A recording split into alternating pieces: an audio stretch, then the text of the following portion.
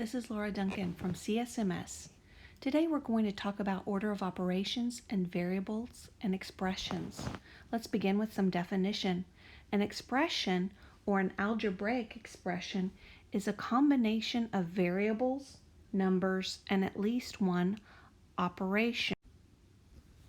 You've seen an example of expression before. It could be something like 2x plus 4 or 3 minus 7z.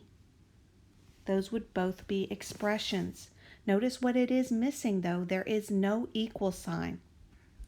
Next, to evaluate means to solve or find the value of an expression. Number 3, a variable is a letter or a symbol used to represent a number. For example, we might use the letter X to represent a number, or the letter A to represent a number. Number 4 is the substitution property of equality. It means that we can substitute a number in the place of a variable. Lastly, let's consider the order of operations. The order of operations tells us the order in which we must perform operations. First, we have P that stands for parentheses, so anything inside the parentheses must be done first. The next letter in our mnemonic is exponent, E for exponent.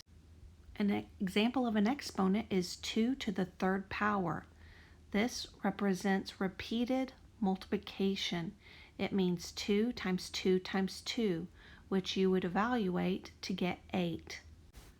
Next, you'll see the M and the D right next to each other. It stands for multiplication and division. Either one can go first, and you'll know which one goes first because you'll be going from the left to the right. Whatever is to the left will be the first operation. If division is to the left, it will go first. If multiplication is on the left, it will go first. This is the biggest mistake that we see from 8th graders. They think that M goes first because it is in front of the D, but that is not true. Whichever one is most left goes first. The next biggest mistake is when we see addition and subtraction. Just because the A is first does not mean that it goes first. The one on the most left of the problem is always the first one, and you work the problem from left to right. Let's look at some example problems. We'll be using the mnemonic PEMDAS to help us remember the order of operations. Please write that at the top of your page. In problem number 1, we see some parentheses. So this part of the problem is what we'll do first. 15 minus 3 is 12. We will rewrite the rest of the problem. 45 minus 2, and then there's parentheses around the 12. That implies that there's a multiplication sign going here. We've done our parentheses. I don't see any exponents, so next we do multiplication and division from left to right. Since this means multiplication, that is the problem that we will do next. 2 times 12 is 24. We'll continue to rewrite the rest of the problem around it. Finally, 45 minus 24 is 21. Please box, circle, or cloud your answer. Notice that it ends up being an upside down V when you show all the work required. We want to see this in every single problem. We'll begin again with the order of operations on number 2. There are no parentheses and there are no exponents. So we'll begin with multiplication and division from the left to the right. So on the most left is this problem right here. That means division is going to be done first. rewrite the rest of the problem, and then go back and decide what the next step is. The next step is multiplication and division. We haven't done all the multiplication and division problems, which means we'll do 12 divided by 4. Rewrite the rest of the problem. And finally, there's only one operation left. 5 plus 3 is 8. Notice the upside down triangle that should be created when you show your work. That's what we're expecting. Go on to number 3. Number 3 is slightly different because it's written almost in a fractional form. So we must do the top and do the bottom separately. So on the top, we'll use our PEMDAS. P for parentheses, that means we're going to do 14 minus 6 first. This is the only one where we'll work our way across like a fraction. So 14 minus 6 is 8. Be sure to rewrite the rest of the problem. Then we'll complete the top before going on. 2 times 8 is 16. And then that line means that it's 16 divided by 4.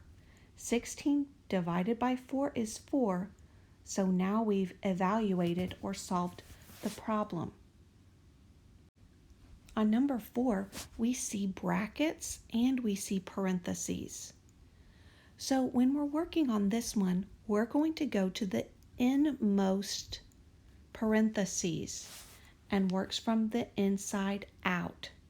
So that's the part we'll do first, but be sure to bring down all of your other numbers.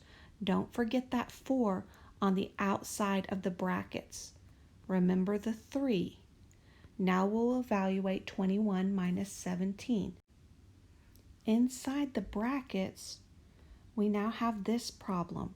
This implies multiplication when we have a number beside a number in parentheses. So our choices are, do we do the multiplication or the addition?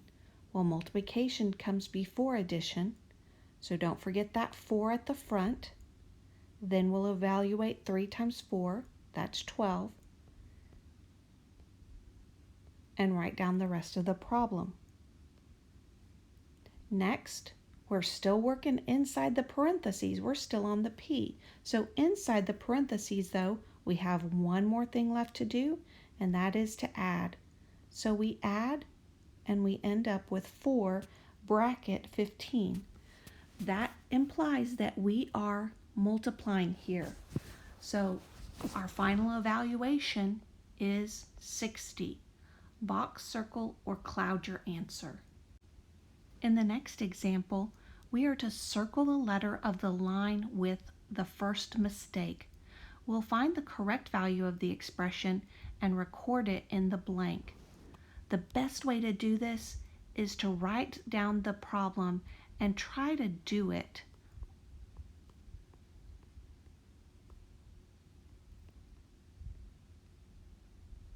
When we're looking at this problem, we're looking at parentheses first, according to PEMDAS. So we'll start inside the parentheses.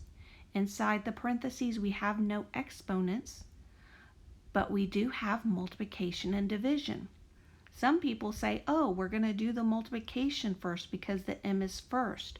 But I've told you that you have to do multiplication and division from left to right. Whichever one is to the most left is the first one that you do. So we'll copy down the rest of the problem. 18 divided by 3 is 6 times 2. Inside the parentheses, we have multiplication, so that's the next thing that we'll do. 6 times 2 is 12. Now our choices are subtraction or multiplication. We know that the M comes before the addition or subtraction, so we must multiply first. 4 times 12 is 48. Copy down the rest of the problem. 48 minus 48 is 0. That is our answer, so we'll put that in the blank. Now let's compare the work that we did here with the choices up here. When we're looking at A, they have 48 minus 4, and then they have 18 divided by 6. That means they did the 3 times 2 instead of doing the 18 divided by 3. So that means the first mistake made here was in letter A. Finally, we'll be evaluating expressions by replacing the variables with numbers. So evaluate just means to solve. They give us a value for each of our variables. So everywhere we see an x, we will replace it with a 3. Once we replace something, the variable will be gone and we'll put the 3 in its place. So in number 1, we have 7 times x. That means we're going to have 7 times the 3. Notice the x is gone. I'm going to continue copying this. Minus 4 times z. Well, I need to go find out what the z is. So looking back up here, it says that z equals 5. So I will replace that z with a 5. Now that I've done that, I can use my order of operations, or PEMDAS, to evaluate this appropriately. I see no parentheses, I see no exponents, so the next thing that I do is multiplication and division from left to right. So this is the most left, that's the one we'll do first. The next multiplication is this one. That's the one we'll do next. And then 21 minus 20 is 1. Box, circle, or cloud your answer and make sure that your work looks like an upside down V. Please go to number 2. On number 2, it's written like a fraction. The first variable I notice is the y. I'll replace the y with an 8. The next one is a z. I'll replace the z with a 5. And finally, I'll write the 4. Remember that we need to do the top first, then the bottom next, if anything, and then we can evaluate it. So 8 times 5 is 40. This problem means 40 divided by 4. That will give us our final answer. 40 divided by 4 is 10. Please circle your answer. Do 3 and 4 on your own, and then check it after pausing the video. This concludes today's lesson.